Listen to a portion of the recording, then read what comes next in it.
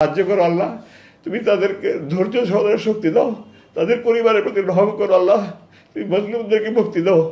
সারা রাত বিলাপ করছে, সারা রাত কান্নাকারি করছে, সারা রাত আহাজারি করছে, চিৎকার চেঁচামেচি করছে, এগুলো সহ্য করার মতো নয়। আল্লাহ যে আমাকে এখন মানসিকভাবে সুস্থ রেখেছে কীভাবে, এটা আল্লাহর রহমত। আমি এই যে মানসিকভাবে পাগল হয়ে যাইনি।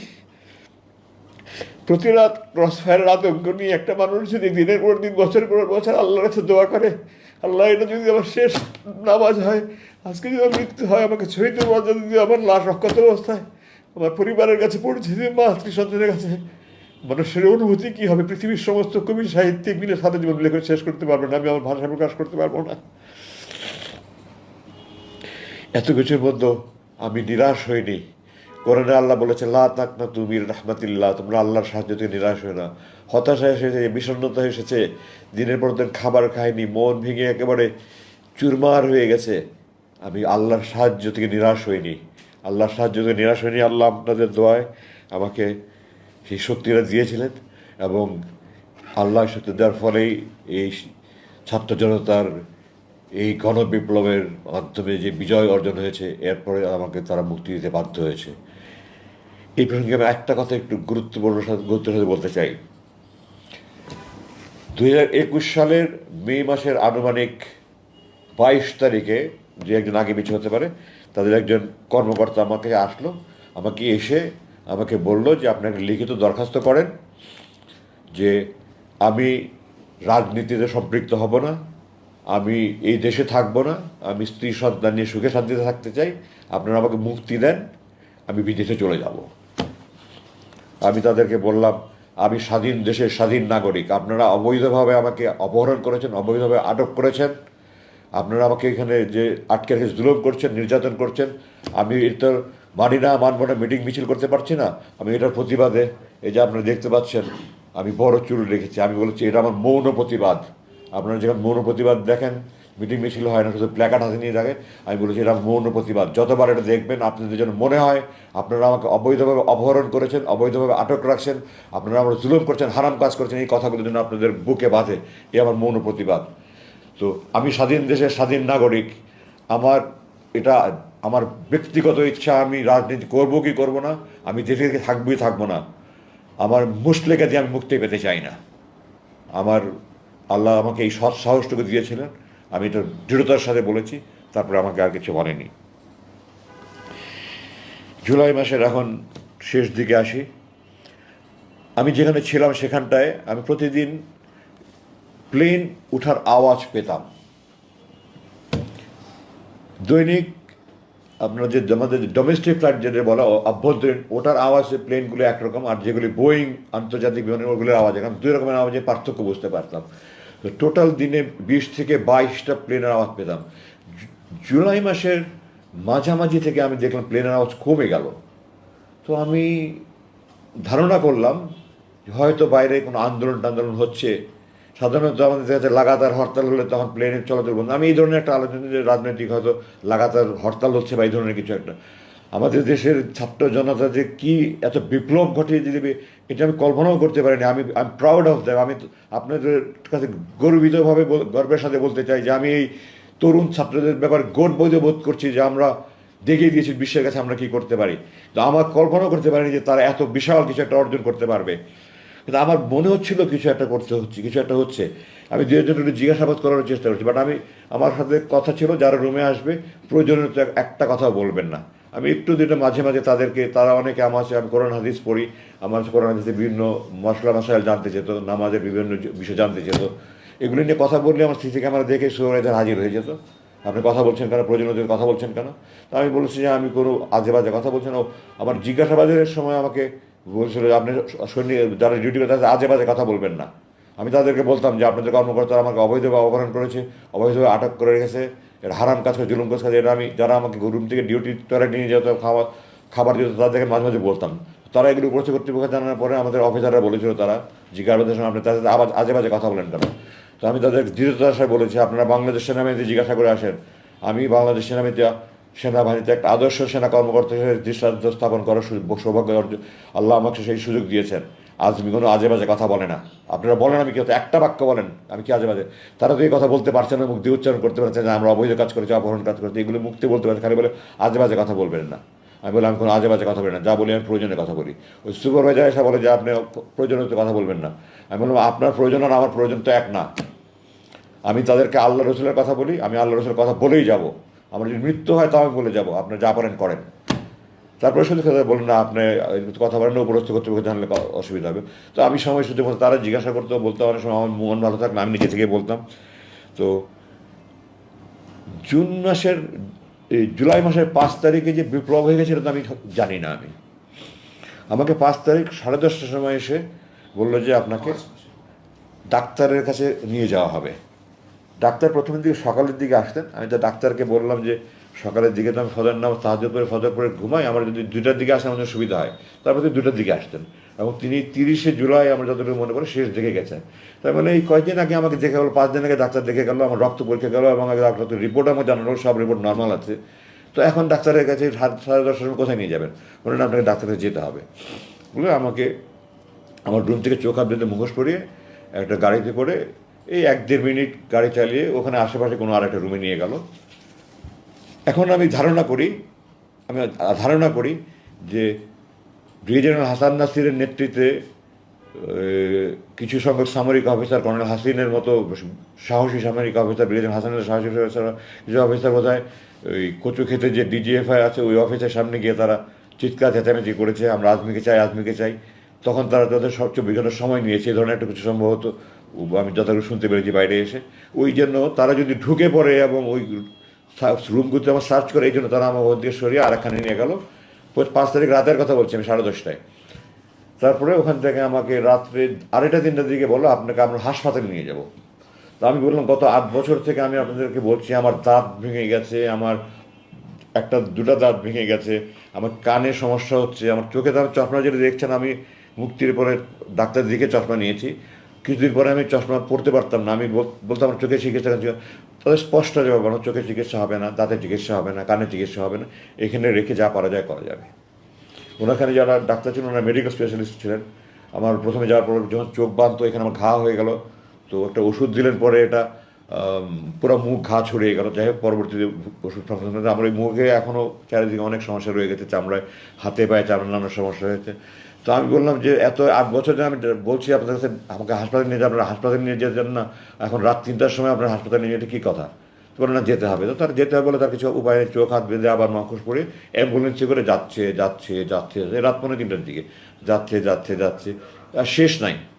তো আমি বললাম যে ঢাকা শহরে কোনো হাসপাতাল তো এত দূরে না, আপনারা কোথায় হাসপাতালে নিয়ে যাচ্ছেন? তখন কোনো জবাব দিল না। তারপরে রাস্তা ভাঙাচোরা। তো বললাম যে ঢাকা শহরের রাস্তা তো এত ভাঙাচোরা না, আপনারা কি আমাকে কোথাও গ্রামের দিকে নিয়ে যাচ্ছেন নাকি? তারও কোনো জবাব দিল না। আমাকে নতুন একখানে নিয়ে গেল, নিয়ে গিয়ে ওই ওরকম বন্দিশালার মতো একটা বন্দিশালা, এটাতে অবশ্য অ্যাটাচ টয়লেট ছিল, ছোটো রুম, একটা খাট একটা টেবিল ছিল। তো আমাকে বললো আপনি এখানে থাকেন না। তখন ওখানে রুমে একটা ঘড়ি ছিল, ঘড়িতে দেখলাম তখন সকাল প্রায় 5:45। তো প্রায় 3 ঘন্টার মতো ড্রাইভ করে তারা আমাকে নিয়ে গেল এবং আমার ধারণা ঢাকার বাইরে কোনো একখানে নিয়ে গেছে। এবং আমি যতটুকু অনুমান করতে পারি, এখন যেটা অনুমান করছি, রাস্তাঘাটে যে ছাত্ররা রাস্তাঘাটে গাড়ি চেক করছিল তারা আমাকে পাকা রাস্তা দিয়ে নিতে সাহস করেনি, তারা আমাকে গ্রামের রাস্তা দিয়ে নিয়ে গেছে। এটা এখন আমি অনুমান করে বলছি। তো আমাকে ওখানে না বললো আপনি এখানে থাকেন। আমি বললাম আপনারা হাসপাতালের কথা বলে এখানে কোথায় নিয়ে আসলেন, আরেক বন্দিখানায়? বলে থাকেন, আমাকে পরে জানানো হবে।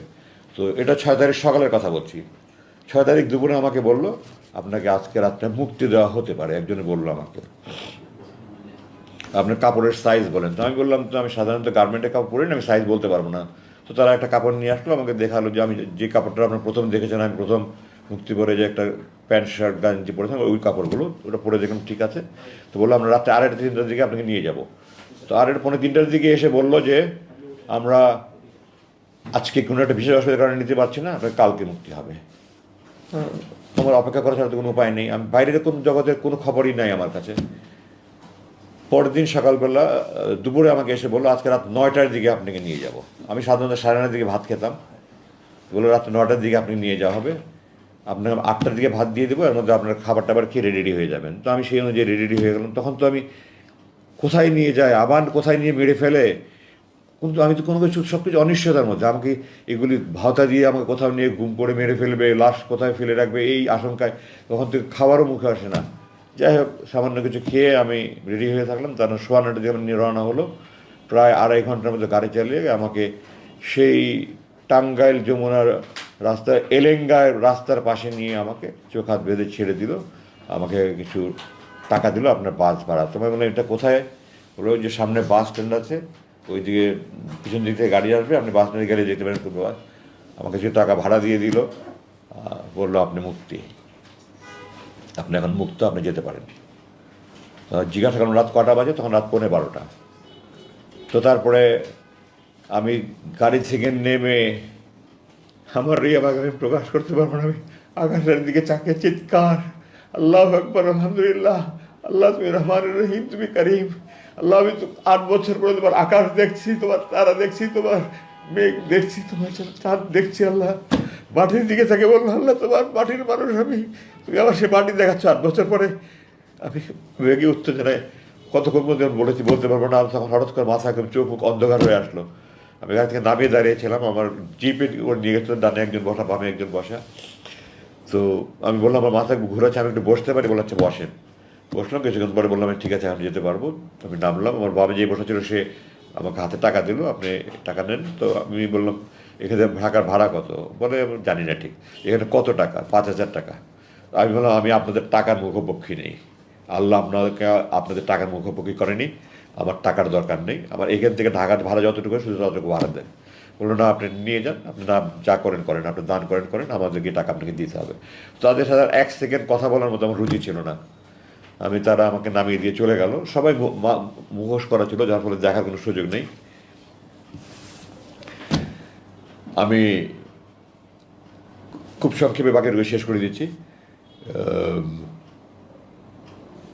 মাটিটা একটু এলোমেলো ছিল, উঁচু নিচু ছিল, আমি ঠিকমতো হাঁটতে পারছিলাম না।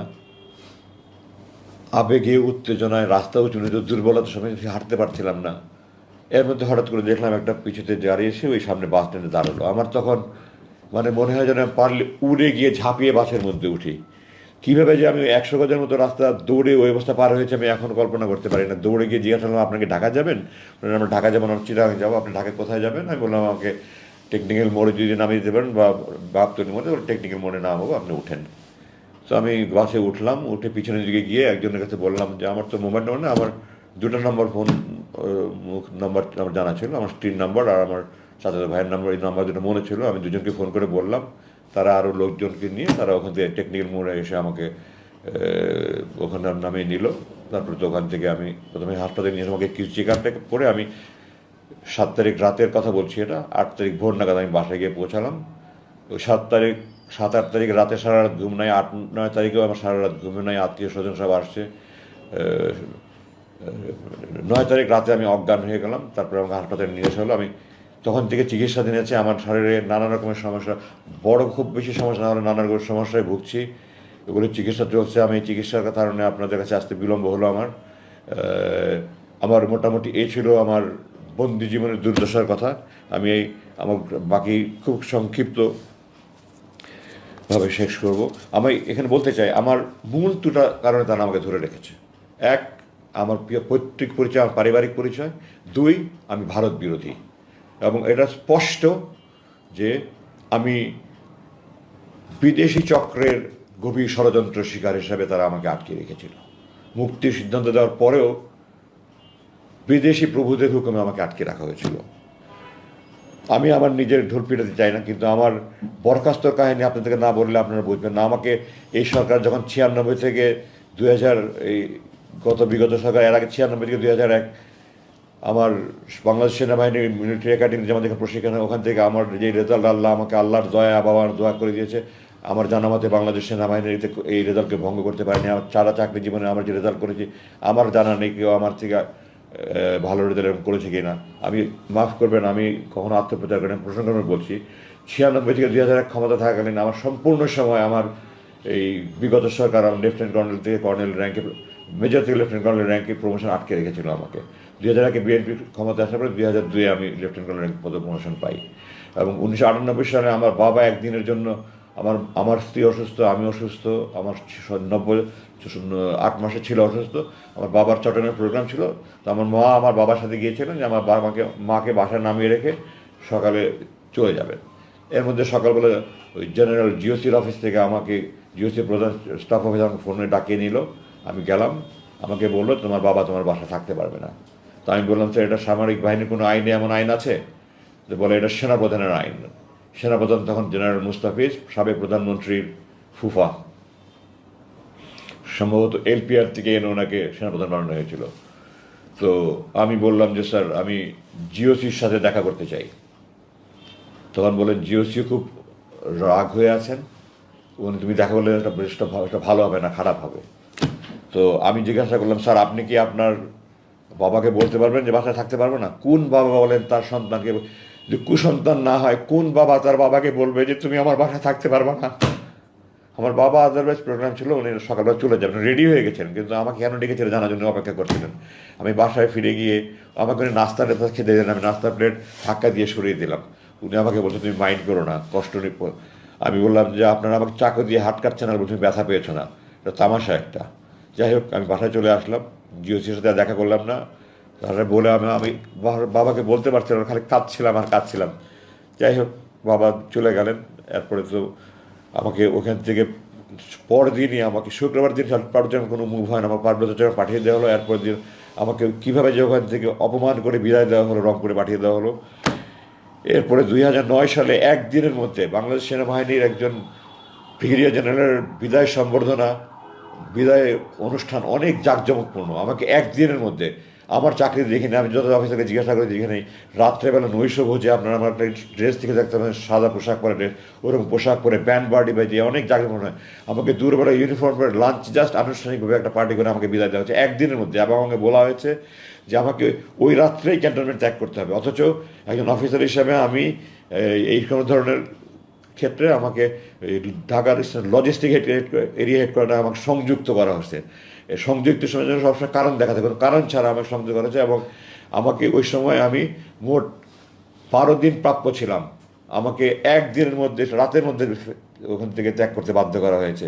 আমি ঢাকায় এসেছি, আমাকে একটা এমন গাড়ি দিয়েছে যে গাড়ি আমি চাকরি জীবনে একজন সেকেন্ড লেফটেন্যান্ট সেই গাড়ি ব্যবহার করে একটা ভাঙাচোরা গাড়ি দিয়েছে। আমার আগের ওখানে একটা জিপ একটা কার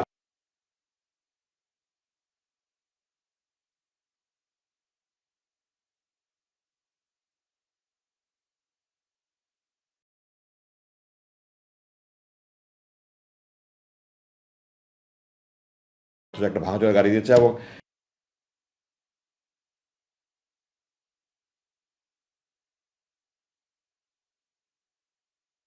আমাকে হুকুম করা হয়েছে যে আমি এই গাড়ি নিয়ে আমি বাসায় যাওয়া আসা কোনো বাসায় পর্যন্ত গাড়ি নিয়ে নিতে পারবো না। একজন ব্রিগেডিয়ার জেনারেল, আমি আজমি, আমার কাছে কোনো অপশন নেই। আমি সেনাবাহিনী ইউনিফর্ম গড়বার বিষয় আমার, আমার ইউনিফর্ম পরে গাড়ি পাঠাতে 200-300 ব্যাংকে উনি অপমানিত করেছেন। আমার বুক ফেটে যেত, আমি আজমি হিসাবে নয়, আমার সেনাবাহিনী এইভাবে অপমানিত হচ্ছে। যেদিন আমাকে 24 জুন 2009 আমাকে একটা চিঠি দেওয়া হলো যে 23 জুন 2009 তারিখে সরকারি একটা প্রজ্ঞাপনে 1 লাইনের চিঠিতে আমাকে বরখাস্ত করা হয়েছে। বরখাস্ত একটা অনেক বড় ধরনের শাস্তি। সেনাবাহিনীর অফিসাররা অপরাধ করলে 9 দশকের শাস্তি হয়, সবচেয়ে বড় মৃত্যুদণ্ড, যেটা সাধারণত বিদ্রোহীদের হয়, তারপর কারাদণ্ড, তারপর বরখাস্ত, এরপরে নিচে আরও অনেক 7-8 একটা অপরাধ সংগঠন হতে হয়, একটা তদন্ত হয়, তদন্তে প্রমাণিত হলে কোর্ট মার্শাল হয়, কোর্ট মার্শাল করে তারপরে কোর্ট মার্শালও তাকে হয় র্যাঙ্ক ডাউন করতে পারে, সিনিয়রিটি ডাউন করতে পারে, বরখাস্ত করে না। আমাকে কোনো অপরাধ ছাড়া, কোনো তদন্ত ছাড়া, কোনো কিছু ছাড়া এক চিঠি দিয়ে, নজিরবিহীন ভিড়, পৃথিবীর ইতিহাসে এরকম নেই, আমাকে চাকরি থেকে, আমার এই 30 বছরের বর্ণাঢ্য চাকরি, আমার সমস্ত পেনশনের সমস্ত সুযোগ বন্ধ করে আমাকে সে চাকরি থেকে বরখাস্ত করে দেওয়া হলো, আমার র্যাঙ্ক হরণ করা হলো, পেনশনের সমস্ত সুযোগ বন্ধ করা হলো। এবং তার কিছুদিন পরে চিঠি দিয়ে আমাকে সকল সেনানিবাস প্রবেশ নিষিদ্ধ করে আমাকে অবাঞ্ছিত ঘোষণা করা হলো। আমি জেনারেল ওয়াকারের প্রতি কৃতজ্ঞতা জানাই। জেনারেল ওয়াকার এটাকে ওই আদেশটাকে বাতিল করে, আমাকে সেনাবাহিনীর অবাঞ্ছিত ঘোষণা বাতিল করে গতকালকে আমাকে একজন জেনারেলকে দিয়ে ব্যক্তিগত আমাকে চিঠি পাঠিয়েছে যে স্যার আপনাকে অবাঞ্ছিত ঘোষণা যেটা প্রত্যাহার করলাম, স্যার আপনি আমার সাথে একটু খেয়ে যান, একটু চা খেয়ে যান, কফি খেয়ে যান। স্যার প্রথমে লাঞ্চ কথা বলুন, কফি খেয়ে যাবেন, কালকে প্রেস কনফারেন্সে আমি করতে পারবো না, তাহলে স্যার লাঞ্চ করেন। আমি লাঞ্চ করবো না, আমি প্রেস কনফারেন্স পরে আমি আসবো ইনশাল্লাহ। তো আমি জেনারেল ওয়াকারের কাছে কৃতজ্ঞ। আমার মিরপুর ডিওসি আমার প্লট পেয়েছিলাম 2014 সালে, আমার নির্মাণের জন্য প্ল্যান পাস হয়ে কাজ শুরু করেছে, এক লাইনে চিঠি, সকল কার্যক্রম স্থগিত করে আমার কার্যক্রম বন্ধ করে রাখা হয়েছে। জেনারেল ওয়াকারের কাছে আমি কৃতজ্ঞ, উনি আবার এটা কার্যক্রম শুরু করার অনুমতি দিয়েছে।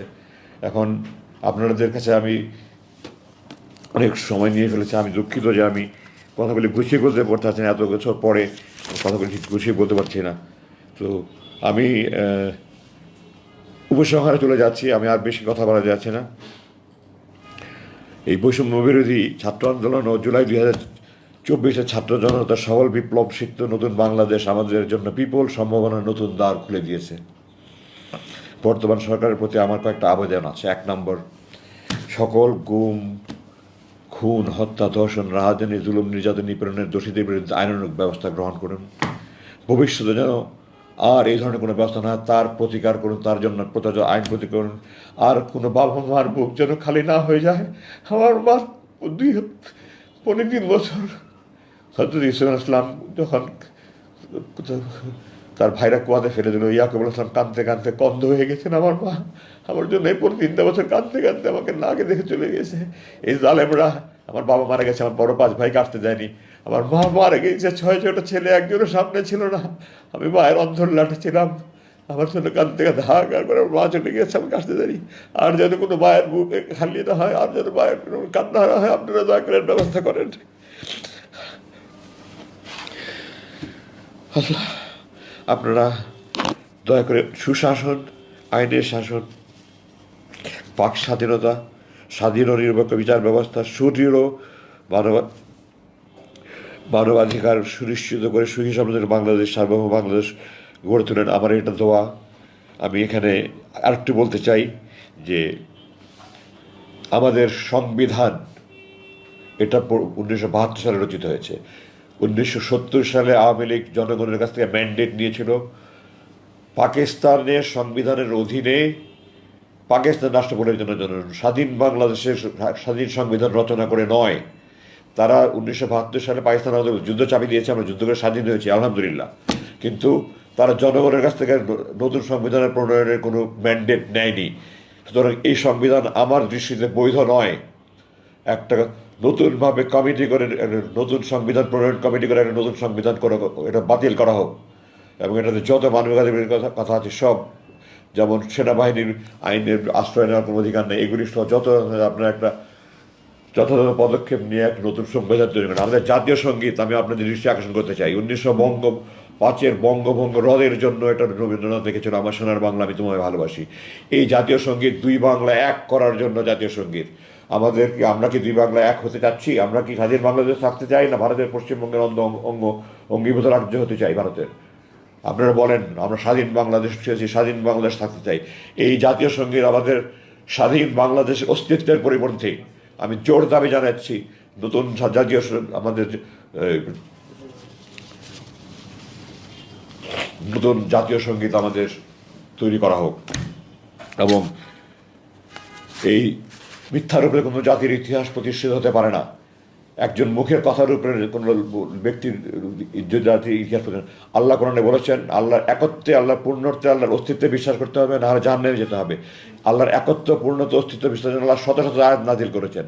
রসুল যখন আনসার হাতে শপথ নিয়েছেন, তাদেরকে বলেছেন আমার যে কোনো ন্যায়সঙ্গত আইন তোমরা মানবে।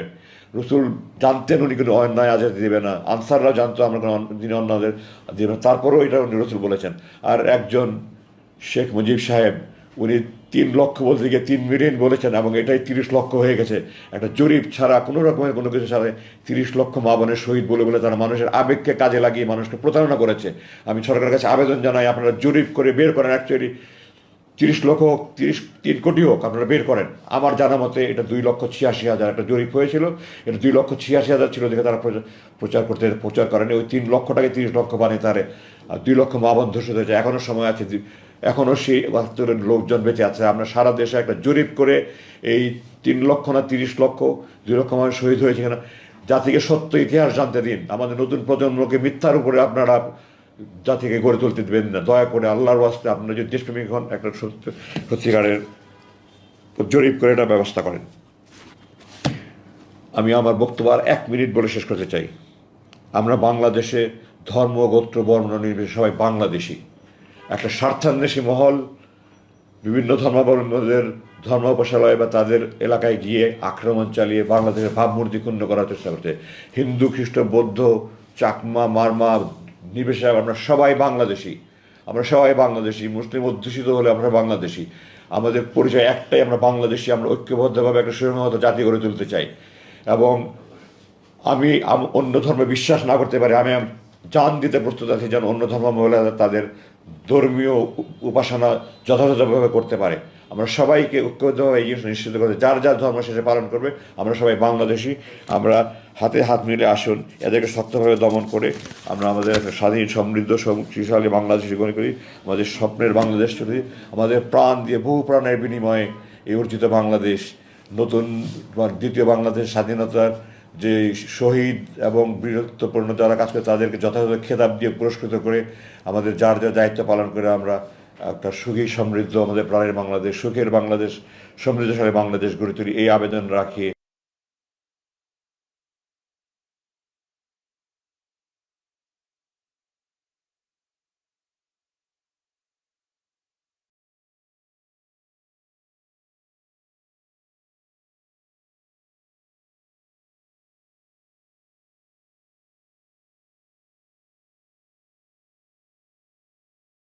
রেখে আমি আমার বক্তব্য শেষ করছি। আমি দুঃখিত, আপনাদের কাছে অনেক বেশি সময় নিয়ে ফেলাম। আমার এত লম্বা সময় না আপনাদের ছিল না, কিন্তু আমি আমার আবেগ ধরে রাখতে পারিনি। আপনাদের সামনে 8 বছর কথা বলতে পারিনি, আমার মুখ বন্ধ ছিল। আপনারা ক্ষমা করবেন যদি আপনাদের বেশি সময় নিয়ে থাকি। আপনাদের যদি কোনো প্রশ্ন থাকে আপনারা এখন করতে পারেন। ধন্যবাদ। আসসালামু আলাইকুম।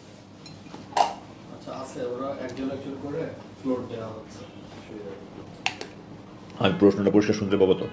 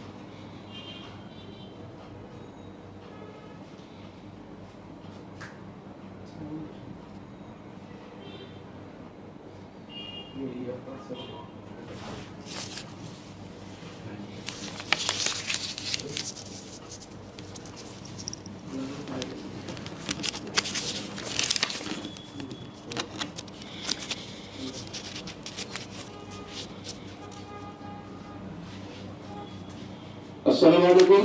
ওয়ালাইকুম আসসালাম। আমি লুৎফুল ইসলাম, আউটপুট বাংলা চুকুরিদের। আমি আপনার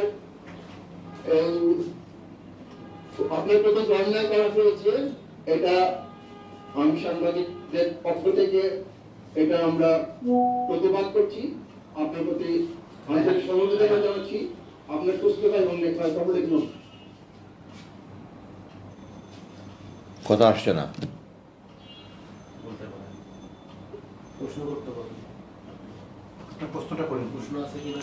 আপনি আপনার কথা শুনতে পাচ্ছি না।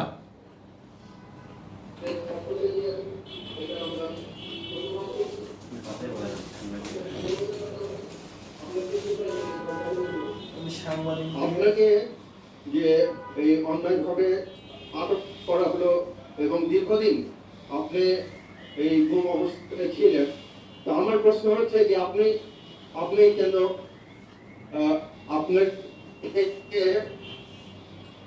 মানে আপনার কথাটা আসছে না। ক্রস ফায়ার কিছু ছিল, কিন্তু এটা আপনি কি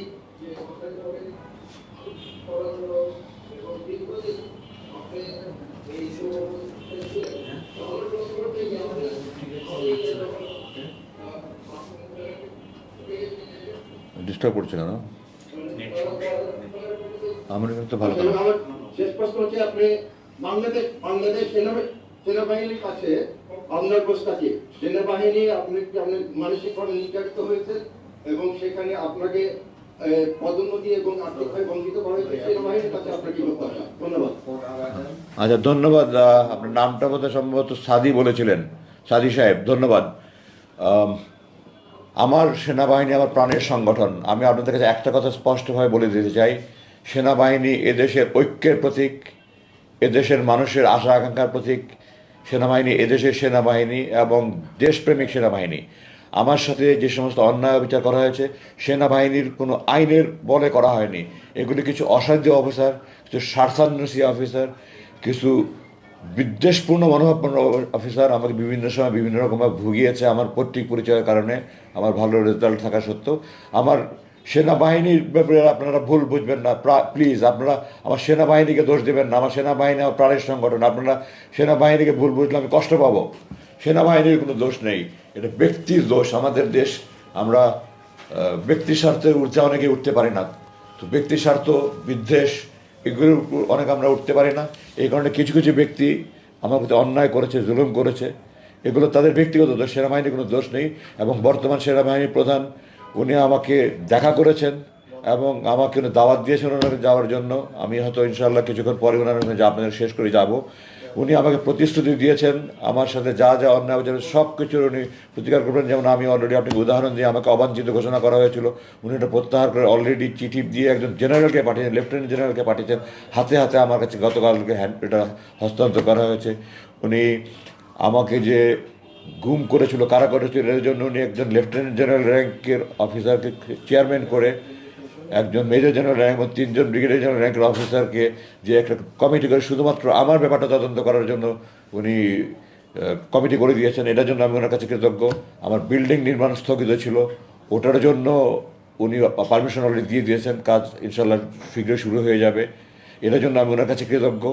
উনি আমার পেনশনের ব্যাপার উনি আমাকে আশ্বাস দিয়েছেন, ওনার পক্ষে সর্বাত্মক যা কিছু সম্ভব করার উনি করবেন। এবং আমি ওনাকে বলেছি যে আমি ব্রিগেডিয়ার জেনারেল র্যাঙ্কে অবসরপ্রাপ্ত আমি গ্রহণ করব না। আমি ব্রিগেডিয়ার র্যাঙ্কে যে আমাকে বরখাস্ত করা হয়েছে, আমি সেই বরখাস্তর আদেশ প্রত্যাহার করতে হবে। দ্বিতীয়ত আমাকে চাকরিতে পুনর্বহাল দেখাতে হবে। তৃতীয়ত আমি আমার ব্যাচে আমি প্রথম স্থান অধিকার করেছি, সমস্ত রেকর্ড রেজাল্ট আমার তাদের কাছে আছে। আমার ব্যাচমেটরা যারা 50 মানে মেধা তালিকা 50তম তারা যে মেজর জেনারেল লেফটেন্যান্ট জেনারেল হয়েছে।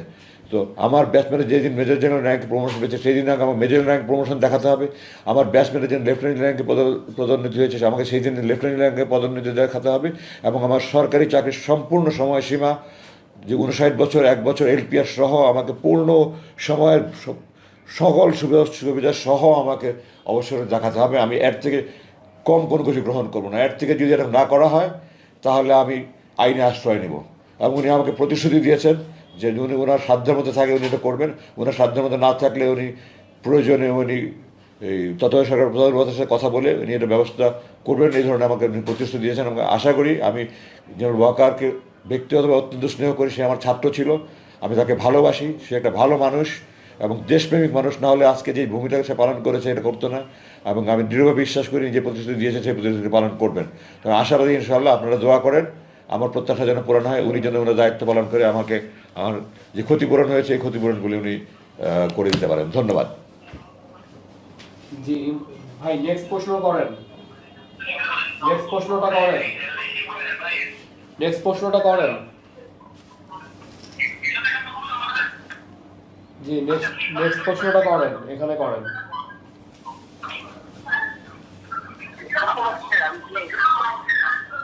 বুঝতে পারছেন, আমার তো ফোনে একটু হিয়ারিং প্রবলেম আছে তো। জি প্রশ্ন করেন, শুনতে পাচ্ছি আমরা।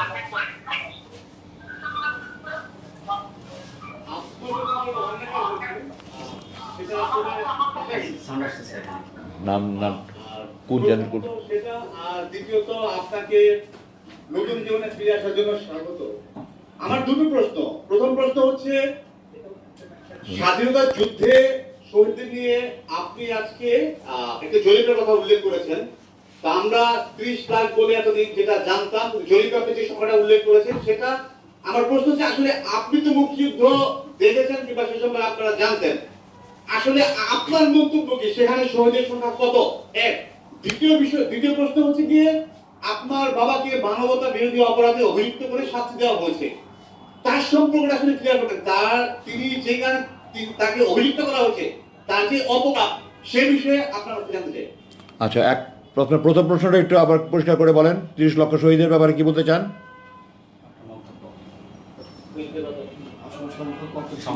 স্বাধীনতা যুদ্ধের শহীদদের সংখ্যা নিয়ে আপনি যে মানে ইনফরমেশনটা যেটা দিলেন, জরিপের সংখ্যা, আমার প্রশ্ন হচ্ছে আপনার মতে স্বাধীনতা যুদ্ধের শহীদের সংখ্যা কত ছিল, সেটা হচ্ছে আমার প্রথম প্রশ্ন।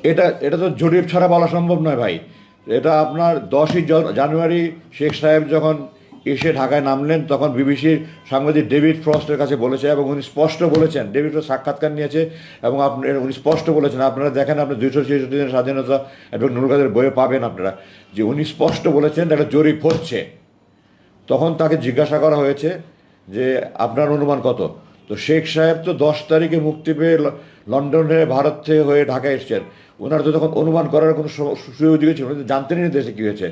তো ওনাকে কেউ একজন বলেছে 3 লাখ, উনি, আমি যতটুকু জেনেছি, এবং উনি 3 লাখটাকে, মানে বাংলায় যেমন লাখের পরে হাজারের পরে লাখ, উনি থাউজেন্ডের পরে মিলিয়নের মধ্যে যে পার্থক্য, হাজারের পর লাখের 2টা শূন্য আর থাউজেন্ডের পরে মিলিয়নের মধ্যে 3টা শূন্য, এইটা ওনার জানা ছিল না। এই কারণে উনি 3 মিলিয়ন বলেছেন। 3 লাখ টাকায় সেইভাবে 30 লাখ হয়ে গেছে। এটা 3 লাখটাও সঠিক সংখ্যা নিয়ে কিনা, 5 লাখ হোক 10 লাখ হোক, একটা সঠিক জরিপ হতে হবে। জরিপ না হয়ে একজন ব্যক্তির কথার উপরে একটা দেশের ইতিহাস তৈরি হতে পারে না, তিনি যেই হোক। আল্লাহর কথার উপরে, আল্লাহর নিজের অস্তিত্বের উপরে জন্য আল্লাহ এতগুলো প্রমাণ দিতে পারে, রসুল যদি এরকম কথা বলতে পারে, তাহলে একজন ব্যক্তি, আমি ওনার ব্যক্তিগত জীবন নিয়ে আমি কথা বলতে চাই না, আপনার ওনার আত্মজীবনী পড়লে অনেক কিছু জানতে পারবেন। শেখ সাহেবের অসমাপ্ত আত্মজীবনের বইটা পড়ে দেখেন আপনি, উনি দেখেছেন, উনি 22 বছরে 3rd ডিভিশনে ম্যাট্রিক পাস করেছেন। এগুলো ওনার নিজের লেখা, আমার কথা না, আপনারা পড়ে দেখেন। যাই হোক, উনি 3 লাখ বলতে গিয়ে 3 মিলিয়ন বলেছেন, ওটা 30 লাখ হয়েছে। 3 লাখ হোক, 30 লাখ হোক, 3 কোটি হোক, একটা জরিপ ছাড়া এই ধরনের কোনো সংখ্যা প্রতিষ্ঠিত হতে পারে না, সেটা স্পষ্ট। সুতরাং আমার উত্তরে আর কোনো এখানে সন্দেহ থাকার অবকাশ নাই, এটা জরিপ হবে। এখনও 71 প্রজন্মের বহুত লোক আছে ওখানে, তখন বেঁচে ছিল। সারা বাংলাদেশে একটা আনুষ্ঠানিক জরিপ হয়ে এটা সরকার প্রবেশ করবে। আপনার দ্বিতীয় প্রশ্ন তো আপনিই বলে দিয়েছেন, এটা অপবাদ, তো আমার তো আর কিছু বলা থাকে না। উনি যদি কোনো অপরাধ করে থাকতেন, আপনারা যারা ট্রাইব্যুনালে, আমি ওনার পক্ষে সাক্ষী দিয়েছি, তারা 16-17 জন সাক্ষী দিয়েছে। ট্রাইব্যুনালের চেয়ারম্যান খোলা আদালতে বলেছে যে সরকার পক্ষ ওনার বিরুদ্ধে কোনো অভিযোগ প্রমাণ করতে পারেনি। আমি বিস্মিত যে একজন বিচারক এই কথা বলার পরে উনি বলেছেন যে উনি নিজে খতিয়ে দেখেছেন। বিচারক কি কোনো দিন অভিযোগ আসলেই তাকে মানে শাস্তি দিতে হবে, এটা বিচারকের কাজ, নাকি বাদী পক্ষ প্রমাণ করতে পারলে বিচারকের কাজ? আমি আপনার কাছে প্রশ্ন রাখছি, বিচারকের কাজ হলো বাদী পক্ষ যদি প্রমাণ করতে পারে, যদি বাদী পক্ষ প্রমাণ করতে পারে তাহলে প্রমাণ রায় দিবে, না হলে খালাস দিবে। উনি খোলা আদালতে, যারা ছিল আপনি জিজ্ঞাসা করে দেখতেন, খোলা আদালতে বলেছে বাদী পক্ষ কিছু প্রমাণ করতে পারেনি, ওনার অভিযোগ প্রণীত হয়নি। কিন্তু উনি এটাও বলেছেন যে ওনারা তদন্ত করে দেখেছেন, কি তদন্ত করেছেন না করেছেন এটা কোনো পরিষ্কার নয় আমাদের কাছে। তো এটার উপর উনি রায় দেওয়া একটা হাস্যকর ব্যাপার। এটা একটা প্রহসনের ট্রাইব্যুনাল, এটার মধ্যে শুধু ইন্টারন্যাশনাল ক্রাইমস ট্রাইব্যুনালের মধ্যে শুধু ইন্টারন্যাশনাল শব্দটাই ইন্টারন্যাশনাল, আর কোনো কিছু ইন্টারন্যাশনাল নয়। আপনার ট্রাইব্যুনালের প্রথম চেয়ারম্যান ছিল যে নাসিম সাহেব, সম্ভবত আমার নামটা যদি ভুল না বলে থাকে, উনি যে স্ট্রাইক কেলেঙ্কারি করেছে এটা আপনারা জানেন।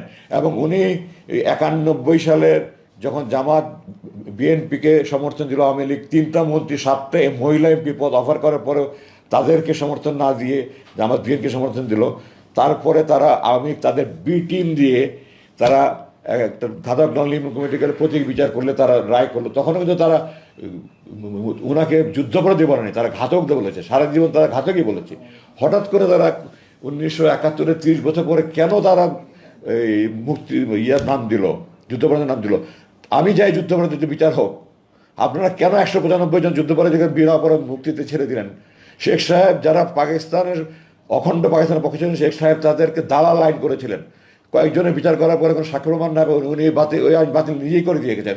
তারপর স্বাধীনতা এটার পর কী ধরনের তামাশা! আমি তো মনে করি এখানে বিদেশি চক্রের ষড়যন্ত্র আছে। আর ওনার বিরুদ্ধে এত তো প্রচারণা করার পরে ওনার যেই বর্ণাঢ্য জানাজা হয়েছে, এই দেশের মানুষ যে ওনাকে রাজকীয়ভাবে বিদায় করে দিয়েছে, এটা প্রমাণ করেছে এই দেশে উনি ইতিহাসের মুকুটহীন রাজা। আমি দৃঢ়ভাবে বলতে চাই উনি ইতিহাসে বাংলাদেশে না শুধু, উনি একজন সর্বকালের, আমি বলবো না বিবিসি জোর করেছে সর্বকালের, এটা তো তার তামাশা। সর্বকালের ভবিষ্যতের কথা তারা জানে কেমনে?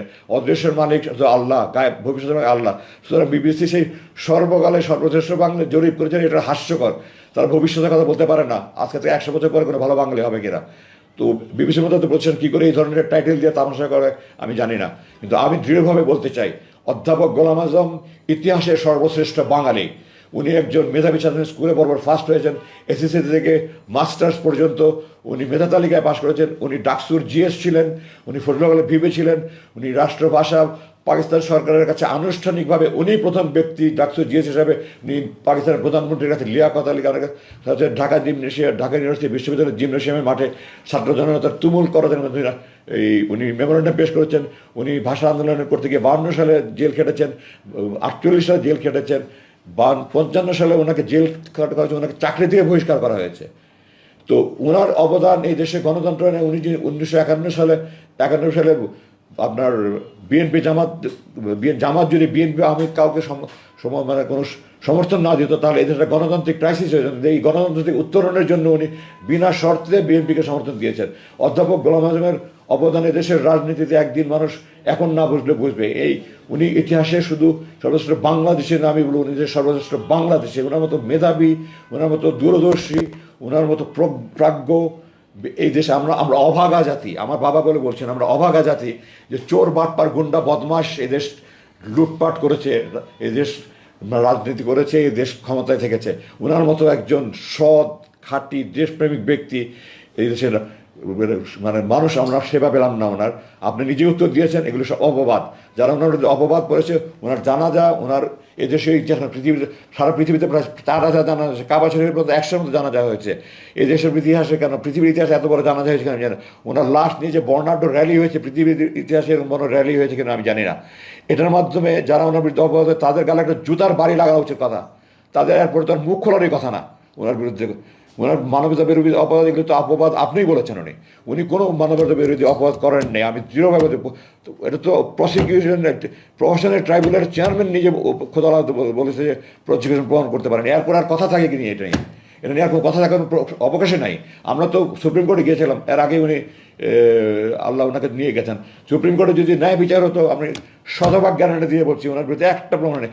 ওনার বিরুদ্ধে নাগরিকত্ব মামলায় সরকার পক্ষ হেরে গিয়ে আপিল বিভাগ আপিল বিভাগের 5 জন বিচারপতি সর্বসম্মতভাবে ওনাকে বলেছে ওনার বিরুদ্ধে কোনো মানবাধিকার অপরাধের কোনো অপরাধ নেই।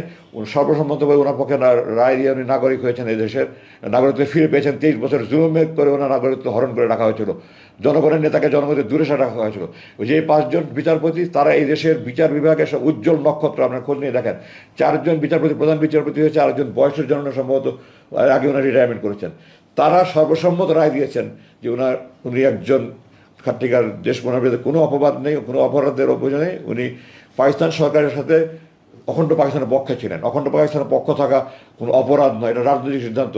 1947 সালে ফজলুল্লাহ সোহরাওয়ার্দীর মতো ব্যক্তিরা এই দেশে প্রধানমন্ত্রী হয়েছেন, ওনারা এই পাকিস্তানের পক্ষে ছিলেন না। ওনারা এই 2 নেশন থিওরি, যে পাকিস্তান ভারত, ওনারা চেয়েছিলেন বাংলাদেশ পাকিস্তান ভারত 3টা রাষ্ট্র হবে।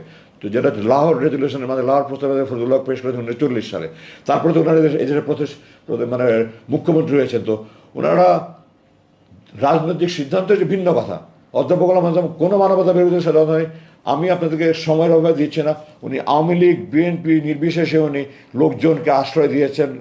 ওনার যারা ছুটে এসেছে, আমি একজনের উদাহরণ দিই, শেখ সাহেবের আপন ভগ্নিপতি, আমার নামটা মানে ওনার ভাই, যা শেখ সাহেবের ভগ্নিপতির ভাই থেকে এটা ইউটিউবে আপনার সার্চ দিলে পাবেন।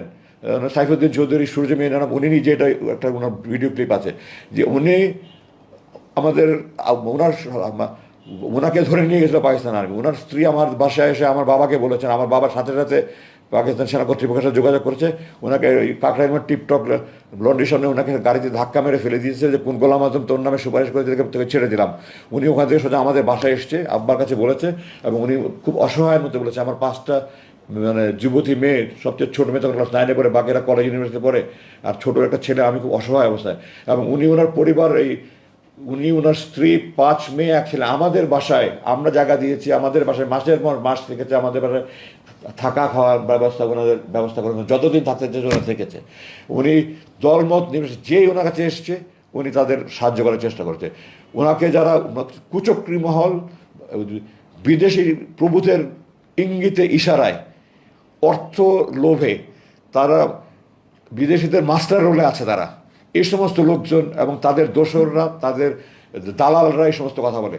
কোনো প্রমাণহীন কোনো এগুলো অপবাদ, আপনার এক কথায় আপনি বলে দিয়েছেন, সুতরাং এই কথা নিয়ে আর কোনো প্রশ্ন আসে না। এগুলো সমস্ত অপবাদ, মিথ্যাচার, নির্লজ্জ মিথ্যাচার। তাদের তো এখন আর এগুলো মুখে আনারই কথা নেই। জানাজার পরে দেশের মানুষ ওনাকে ইতিহাসে বাংলাদেশের মুখহীন রাজা মানে বিজয় দিয়েছে। ওনাকে এদেশের মানুষ মাথায় উঠিয়ে রাখা উচিত। ধন্যবাদ। আসসালামু আলাইকুম, আমি নাজমুল হাসান সাগর, দৈনিক দেশবন্ধের পত্রিকার অপরাধ বিষয়ক সাংবাদিক। আপনার কাছে আমার তিনটি প্রশ্ন। একটা হচ্ছে, আপনাকে কেন আয়না ঘরে আটকে রাখা হয়েছিল? আপনার নানান জিজ্ঞাসাবাদ করা হয়েছে, সেখান থেকে আপনার কি মনে হয়েছে যে আপনাকে কেন সেখানে আটকে রাখা হয়েছিল? এক। দুই হচ্ছে যে আপনি বলেছেন জাতীয় সংগীতটা পরিবর্তন করা দরকার এবং সংবিধানটা পরিবর্তন করা দরকার। আপনি এই দুটো জিনিস পরিবর্তনের পিছনে কারণটা বলেছেন। আমি শুধু জানতে চাই যে এগুলো পরিবর্তন করে কোন ধরনের জাতীয় সংগীত এবং কোন ধরনের সংবিধান আপনি দেখতে চান।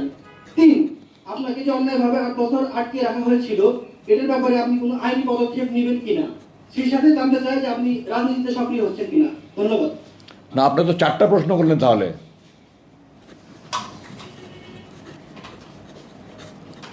আচ্ছা, আমি আপনার একটা একটা করে জবাব দিয়েছি। আপনার প্রথম প্রশ্নের জবাব কিন্তু আমি প্রথমেই বলেছি, আমাকে আটকে রেখেছিল দুটা কারণে। এক, আমার পৈতৃক পরিচয়। তার চেয়ে বড় কারণ, আমার মনে করেন জামাত ইসলামের আরও অনেক নেতার ছেলে আছে, আর কাউকে এইভাবে আটকে রাখেনি। মীর কাসেম আলী সাহেবের ছেলে, ও সে তার বাবার বিরুদ্ধে মামলার বিরুদ্ধে সে সোচ্চার ছিল ব্যারিস্টার হিসেবে, এটার জন্য তাকে কিন্তু জামাত ইসলাম আর অন্য কোনো নেতার ছেলে কিন্তু আটকে রাখেনি। তাদের বড় ভয় ছিল আমি ভারতের বিরুদ্ধে এত সোচ্চার, এটা তাদের বড় ভয়।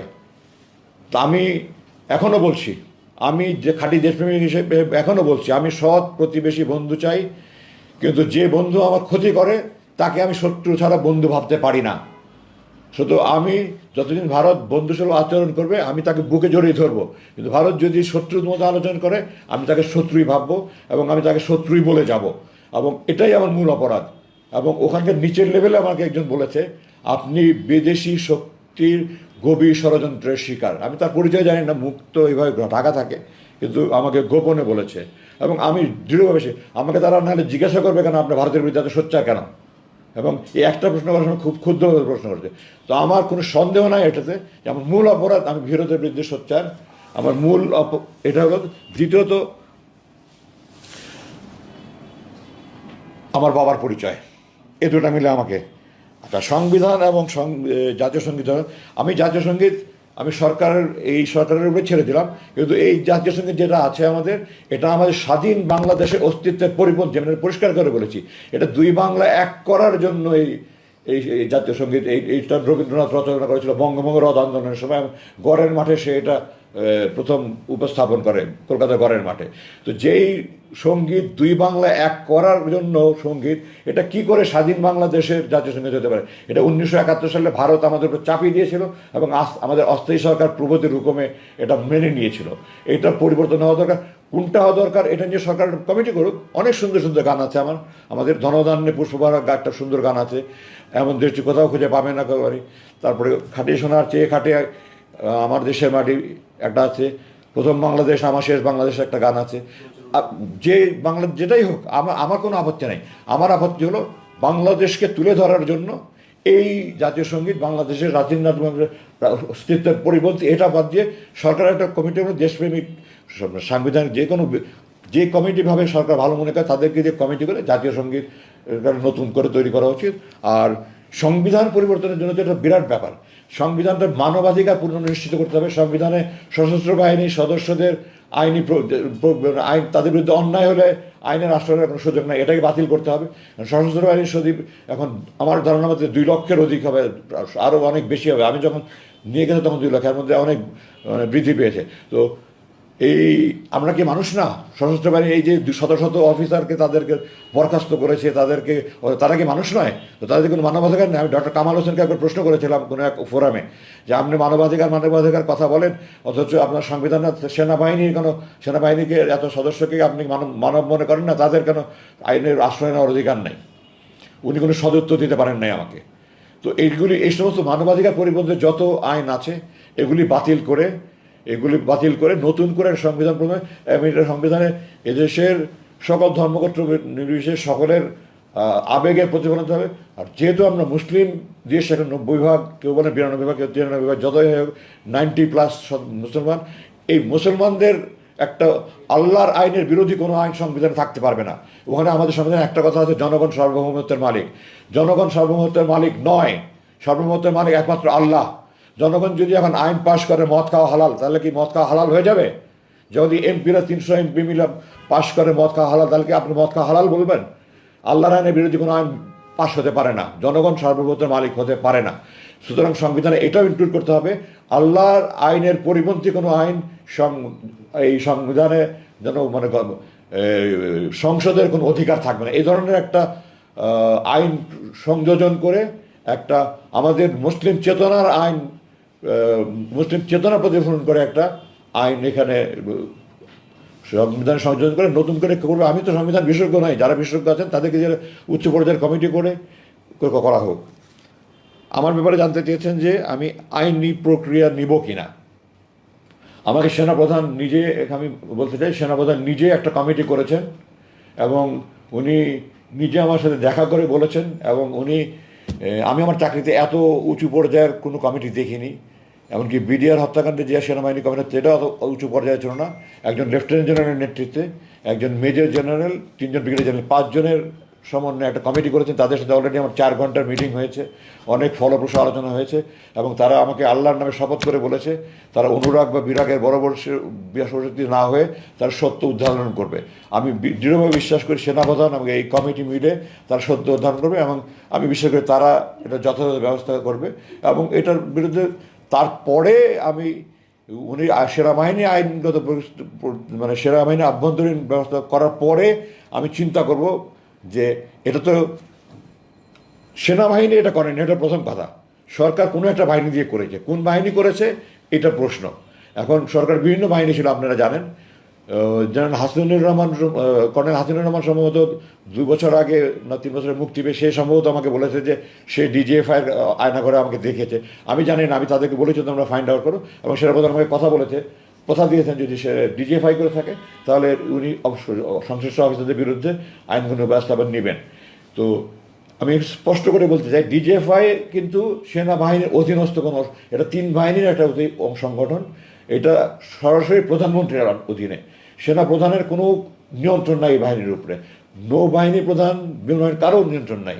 এটা 3 বাহিনীর অফিসারদের বা বিভিন্ন পদের সৈনিকদের সমন্বয়ে এটা গঠিত একটা সংগঠন, কিন্তু সরাসরি প্রধানমন্ত্রী, সামরিক উপদেষ্টা এবং ডিজিএফআই এই হলো চ্যানেল। সুতরাং এটার সাথে আপনার সেনাবাহিনীকে জড়িত করবেন না, প্লিজ সেনাবাহিনীকে বাইরে রাখেন। এখানে যারা অফিসার ছিল তারা যদি অন্যায় করে থাকে সেনাপ্রধান আইনি ব্যবস্থা নেবেন, এবং তার পরবর্তীতে আমি সার্বিকভাবে এটার বিরুদ্ধে, আমার এই ঘুমের বিরুদ্ধে অবশ্যই যারা হুকুমদাতা, যারা উপদেশদাতা, পরামর্শদাতা, সবাই এটার জন্য শাস্তি পাবে। আমি এটার জন্য সরকারের কাছে আবেদন জানাই, আইনগত প্রক্রিয়া কীভাবে কী করবো না করবো এগুলি আমি আমার আদালতে, আমার আইনজ্ঞদের সাথে আলোচনা করে তারপরে আমার এটা সিদ্ধান্ত নিতে হবে। আপনি একটা প্রশ্ন এখানে করেছেন, 3টা প্রশ্ন করবো। আপনার 4র্থ প্রশ্ন ছিল যে আমি রাজনীতিতে সম্পৃক্ত হবো কিনা। আমি এখনও চিকিৎসাধীন, এই সমস্ত নিয়ে আমি এখনও কোনো চিন্তাভাবনা করিনি। আমি এগুলো নিয়ে চিন্তাভাবনা করার সুযোগ বহুত আল্লাহ দিবে, সময় দেবে, তখন আমি দেশপ্রেমিক, দেশের জন্য কাজ করতে চাই। আল্লাহ আমাকে যেভাবে কাজ করবেন সেভাবে কাজ করতে চাই। আপনারা দোয়া করেন আল্লাহ যেন আমাকে দেশের জন্য, এদেশের মানুষের জন্য কাজ করার সুযোগ দেন এবং সাহায্য করেন। তো আমার অ্যাকচুয়ালি সেনাপ্রধানের সাথে আমার অ্যাপয়েন্টমেন্টের টাইম হয়ে গেছে। আপনার যদি খুব বেশি গুরুত্বপূর্ণ কোনো প্রশ্ন থাকে তাহলে বলতে পারেন, নাহলে আমাকে আজকে হয়তো এখানে আমি আবার আপনাদের সাথে কথা বলবো ইনশাআল্লাহ। আমি আশাবাদী। আমি আজকে অনেক সময় নিয়ে গিয়েছি আপনাদের যদি খুব গুরুত্বপূর্ণ থাকে তাহলে আরেকটা লাস্ট প্রশ্ন করতে পারেন। আমার কোনো সমস্যা ছিল না, সেনাপ্রধানের সাথে যেহেতু আমি প্রতিশ্রুতি দিয়েছি যে ওনার ওখানে আমি যাব, এই জন্য আমার আর দেরি করা সম্ভব হচ্ছে না। আপনারা যদি খুব বেশি গুরুত্বপূর্ণ একটা প্রশ্ন করতে পারেন। ধন্যবাদ। শেষ প্রশ্ন আজকে। জি, আসসালামু আলাইকুম। আমার নাম আসাদ আবিদিন জয়। আমি বাংলা ট্রিবিউনে কাজ করি। বাংলা ভিশনে? আপনার কাছে আমার বাংলা ট্রিবিউন। বাংলা ট্রিবিউন। জি, বাংলা ট্রিবিউন, জি সরি। জি, আপনার কাছে আমার দুটি প্রশ্ন। সেটি হচ্ছে যে আপনি কি জামায়াত ইসলামীতে যোগ দিবেন কিনা বা আছেন কিনা। আর দ্বিতীয় প্রশ্নটি হচ্ছে, আমরা জানি যে ট্রাইব্যুনালে আপনার বাবার সাজা হয়েছিল, সেই ব্যাপারে আপনাদের অবস্থান কি এবং এর বিরুদ্ধে বা এর বিপরীতে আপনারা কোনো ব্যবস্থা নেবেন কিনা। ধন্যবাদ। আপনার দুটো প্রশ্ন নিয়ে আমি জবাব অলরেডি দিয়ে দিয়েছি। আমি তো রাজনীতির ব্যাপারে বলেছি যে আমি এখন রাজনীতিতে যোগদান করবো কি করবো না, এই ব্যাপারে আমি এখন পর্যন্ত কোনো সিদ্ধান্ত নেইনি। সুতরাং এটা তো জবাব আমি দিয়ে দিয়েছি। যদি যোগদান করার সিদ্ধান্ত নেই তখন কোন দলে যোগদান করবো সেটার প্রশ্ন আসে। আমি এখন যোগদান করবো এটা সিদ্ধান্ত নেইনি আমি এখনও। আমি দেশের জন্য কাজ করতে চাই, দেশবাসীর উন্নয়নের জন্য কাজ করতে চাই। কী ফর্মে কাজ করবো, কীভাবে কাজ, আল্লাহ আমাকে কীভাবে কাজ করতে হবে এটা সময় বলে দেবে, এটা আপনার সময় দেখতে পাবেন। আর দ্বিতীয় প্রশ্ন হলো যে ট্রাইব্যুনালে তো আমরা এখন আগেও বলেছি, এখনও বলেছি, এবং ট্রাইব্যুনাল চেয়ারম্যান বলেছে এগুলো তো সব অপবাদ, এগুলো প্রমাণিত নয়, মিথ্যা এগুলো সব।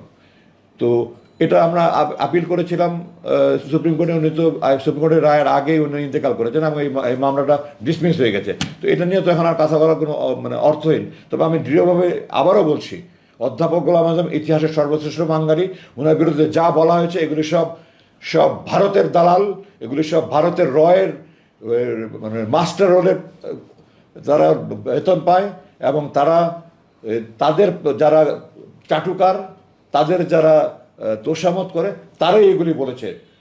খাটিকার দেশপ্রেমিক যদি বলতো, ওনার জানাজা ইতিহাসের বড় বৃহৎ জানাজা হতো না। 5-7 লাখ জানাজা হয়েছে। মানুষ যেভাবে চোখের পানিতে বিদায় দিয়েছে, পৃথিবীর ইতিহাসে সে এরকম নেই। যদি উনি অন্যায় করতেন, অপরাধ করতেন, কোনো অপরাধীর অন্যায়ের এই ধরনের জানাজা হতে পারে না। সারা পৃথিবী 4,000-এর মতো জানাজা হয়েছে, এটা হতে পারে না। আমেরিকায় 100-এর উপরে হয়েছে, সব মাক্কাতে 100-এর উপরে জানাজা হয়েছে। ভালো খারাপ মানুষ হলে আমি এখানে বলতে চাই না যে আপনারা বই পড়ে দেখেন, 3টি সামরিক অভ্যুত্থান না বলা কিছু কথা, কর্নেল হামিদ, কৃতি রানী হামিদ দাবারু, কৃতি দাবারু রানী হামিদের স্বামী, ফুটবলার কাসা হামিদের বাবার লেখা বই 3টি সামরিক অভ্যুত্থান না বলা কিছু কথা। আপনারা দেখেন শেখ সাহেবের জানাজায় 17 জন না 18 জন মাত্র লোক হয়েছে। তো একজন যদি মানুষ খারাপ মানুষ হয়, আল্লাহ কোনোদিন তার জানাজায় মানুষ যেভাবে কেঁদেছে আপনার জানাজা দেখেন, ওটাই আপনাদের উত্তর বলে দেবে, আমার কিছু বলতে হবে না। উনি একজন আমার দেখা উনি শ্রেষ্ঠ মুসলমান মানুষ, আমার দেখা উনি শ্রেষ্ঠ মুত্তাকি মানুষ, উনি ফেরেশতা তুলবেন। আমরা অভাগা জাতি ওনার খেদমত পেলাম না, এটা আমাদের দুর্ভাগ্য। আমার বাবা বলে বলছি না, আমি ওনাকে কাছে থেকে সারাটা জীবন দেখেছি। আমি একজন মানুষ হিসাবে বলছি, আল্লাহর নামে কসম করে বলছি, আমি অনুরাগের বশবর্তী আবেগের বশবর্তী কথা বলছি না, আমি একটা মানুষ হিসাবে বলছি। আপনারা যারা ওনাকে ব্যক্তিগত চেনেন তাদের কাছে জিজ্ঞাসা করে দেখেন। আর নাহলে এত প্রচারণা করে এত বড় জানাজা হবে কেন আমাকে আপনারা বলেন। সুতরাং এটা অবান্তর ইস্যু। এখন উনি ইন্তেকাল করেছেন এবং এই দেশের মানুষ প্রমাণ করে দিয়েছে যে এই দেশের মুকুটহীন রাজা। উনি ক্ষমতার লোভ নেই, মোহ নেই। উনি বহুবার পাকিস্তানে উনি 2বার মন্ত্রী হওয়ার সুযোগ ছিল। 91 সালে উনি মন্ত্রী হয়ে সামরিক সমাজের সমর্থন দিতে পারতেন। উনি 2001-2000 সালে মন্ত্রী হতে পারতেন। উনি কোনোবারে মন্ত্রী হয়নি।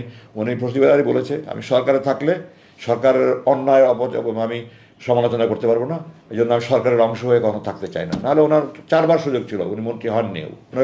1969 সালে আইএমের পতনের পরে ইয়াহিয়া খান ক্ষমতা নিল, মন্ত্রী করলেন মোমেন খানকে সরিয়ে এমএন হুদা নামে এক ভদ্রলোকে উনি মন্ত্রিত্বের শপথ নিয়ে আমাদের বাসায় এসে আব্বাকে অনুরোধ করেন আপনার যে কোনো মন্ত্রণালয়ে আপনি আমাকে সাহায্য করেন।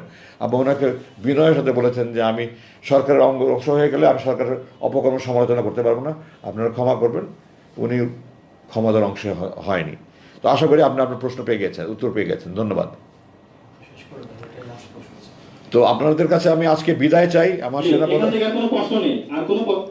আচ্ছা আমি আচ্ছা ধন্যবাদ। আমার সেনাপ্রধান 1টার মধ্যে পৌঁছার জন্য আমি বলেছিলাম, তো এখন তো দেরি হয়ে যাবে। ওনাকে ফোন করে দুঃখ জানিয়ে আমি এখনই রওনা হতে হবে। আপনারা দোয়া করেন আমার জন্য। আমি আপনাদের কাছে, সমস্ত দেশবাসীর, সমস্ত বিশ্বের সমস্ত বাঙালি মুসলমানদের কাছে, সমস্ত মুসলমানদের কাছে আবেদন জানাই, যত অন্যায় জুলুম যেখানে যা হচ্ছে সেগুলোর জন্য প্রতিকার হয়। আমাদের দেশ যেন আমরা সুখী সমৃদ্ধি বাংলাদেশ সবাই ঐক্যবদ্ধভাবে গড়ে তুলতে পারি। আসুন আমরা সবাই মিলে কাজ করি।